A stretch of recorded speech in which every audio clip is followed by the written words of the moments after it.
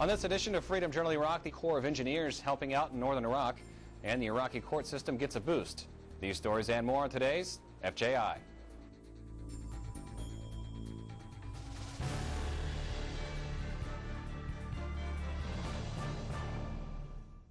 Hello, I'm Air Force Sergeant Braden Smith. Welcome to this edition of Freedom Journal Iraq.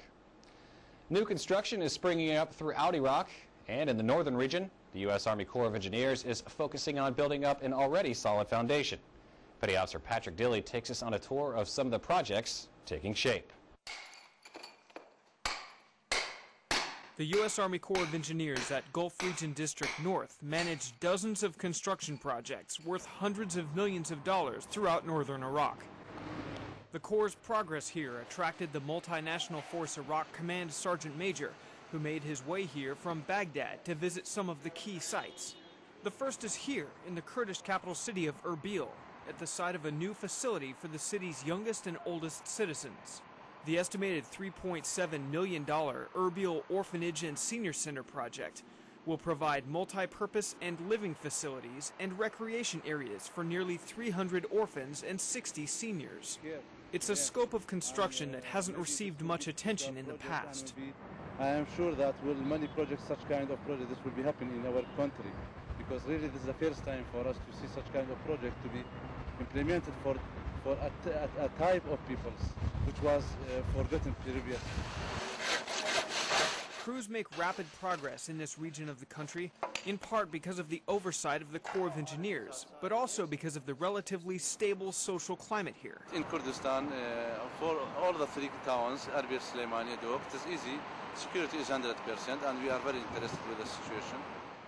Away from the urban sprawl of Erbil, these Corps of Engineers school construction projects are in the city of Dahuk, nestled in the Kurdish mountains. Yes, exactly.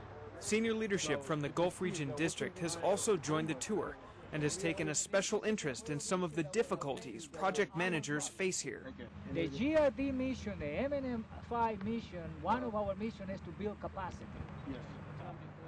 We need to know what can get in the way of progress. There you go. In the case of Shindoka Secondary School, it's the rising cost of materials and funding issues tied to a contract negotiated nearly a year ago. There is really no relief for this particular type of situation under their current contract. But the resident engineer in the city is anxious to press forward at Shindoka and at Malta and Zeriland secondary schools across town. The Corps of Engineers bring their experience to this water project as well. The $1.5 million job feeds clean drinking water to the new Mossack neighborhood and replaces damaged lines to the Jamai Bini water network. But material costs are affecting this job too. This fitting has doubled in cost, along with the PVC pipes and installation equipment. Project managers are having to overcome tight budget constraints in order to complete construction by late fall. But they're staying on target. They're holding true to the contract, right, and they're doing it for the people of Iraq.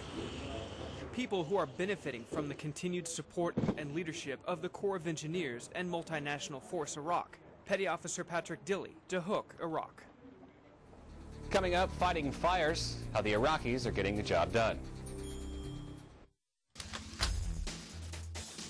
Here's your raid report.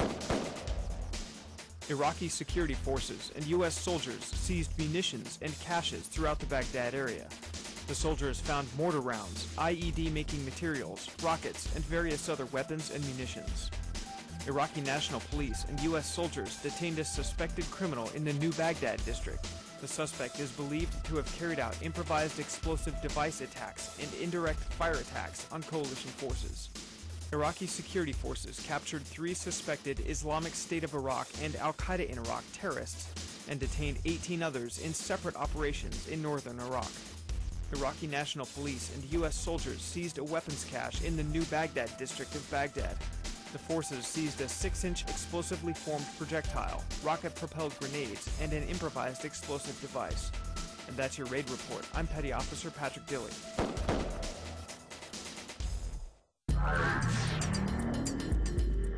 Here are the latest Operation Iraqi Freedom headlines.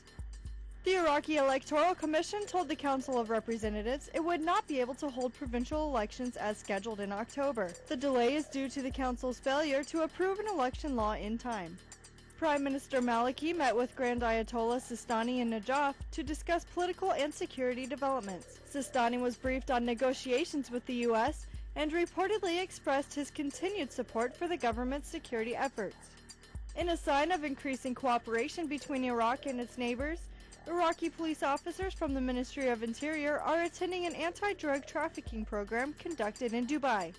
Iraqi security forces still require assistance from teams of U.S. advisors. These advisors could remain in Iraq for years after most U.S. combat troops redeploy. Those are your headlines from around the region. I'm Airman First Class Shaylin Jordan. The government of Iraq is putting a lot of money and effort into rebuilding the country.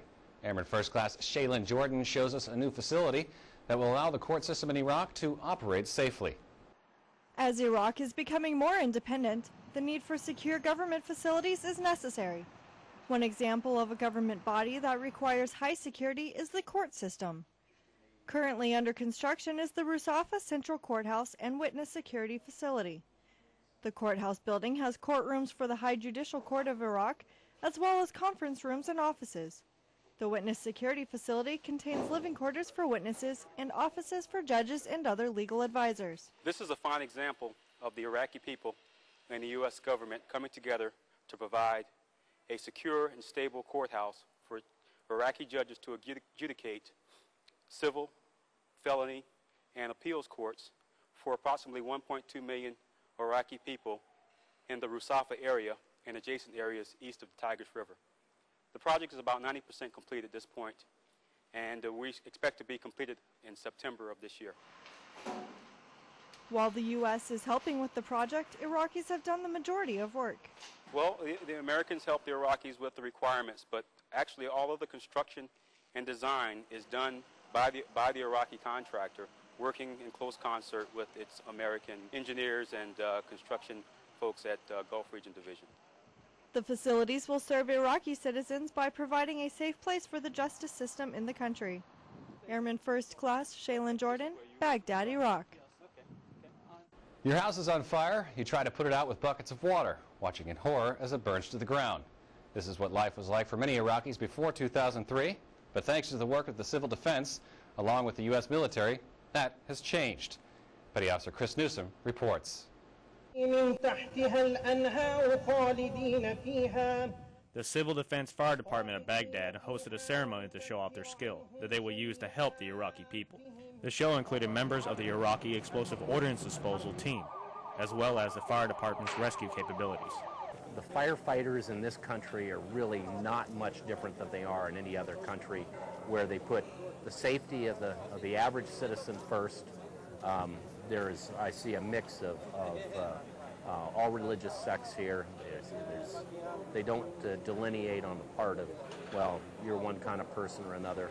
If you're sick, you're ill, you're injured, you're in a fire, these professionals here will go ahead and provide instant response. When it comes to equipment, the fire department was having some problems back in 2003. But that is now a thing of the past, thanks to the United States. Today's meeting between coalition forces with our government. Both sides met and saw the exercise, vehicles, equipment, and equipment provided by the coalition. We told them these vehicles and equipment are new and helped us with providing assistance to citizens through new equipment. This exercise came to clarify the Iraqi government and the U.S. government's help. Currently, these new equipments are helping the Iraqi citizens. Just in the last few years, with the help of the U.S. military, there are now 39 fire stations in Baghdad, up from 25 in 2003. The number of firefighters in Baghdad has grown as well, to more than 4,000 from the previous number of only 920. They have also increased their vehicle inventory to 360. The Iraqi civil defense knows with new equipment and new training, they'll be able to serve the Iraqi people better. Petty Officer Chris Newsom, Baghdad. That does it for this edition of our program. Check out mnf-iraq.com for all the latest OIF information. From all of us here at AFN and Freedom Journal Iraq, thanks for watching, and we'll see you next time.